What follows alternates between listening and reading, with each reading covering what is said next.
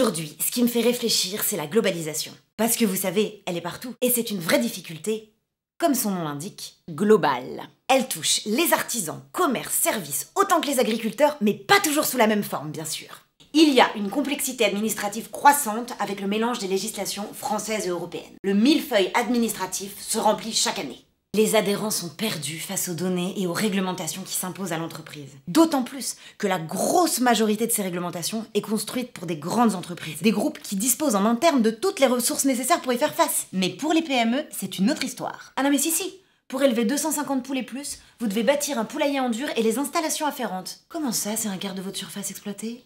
Mais il faut savoir ce qu'on veut, mon petit bonhomme. Comment ça? Mais vous pouvez pas trouver 15 mètres carrés dans votre local pour l'adapter aux nouvelles normes sans perdre de surface en salle? Mais sortez donc de votre centre historique médiéval et placez votre restaurant en zone périphérique. Enfin, voyons. Du côté des artisans aussi, les manques de rentabilité sont récurrents. Sous la pression du marché international, les entreprises rencontrent de vraies difficultés de visibilité pour leur activité. On peut pas diriger une entreprise à l'aveugle. Depuis quelques années, les cours se sont effondrés et un grand nombre des adhérents Air France n'ont plus de revenus. Mais vous vous rendez compte? Plus de revenus. Ben c'est la fête à l'endettement, ça.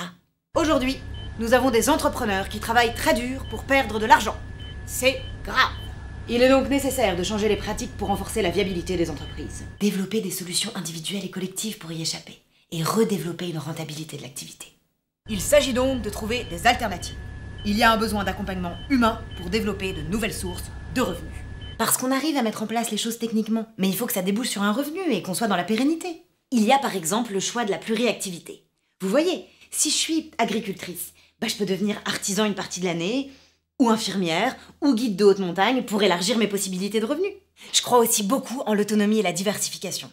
Si je baisse mes besoins en fournisseurs et que j'arrive à maîtriser mes coûts de vente, j'ai plus de chances de pérenniser les emplois de mon entreprise. Enfin, je ne reste pas seule ni isolée. Je me regroupe avec des pairs. Je me fais accompagner par des spécialistes de la chose économique et financière, qui ont pas le nez dans le guidon, qui voient un peu ce qui se passe aux alentours. Un peu comme un guetteur, vous voyez?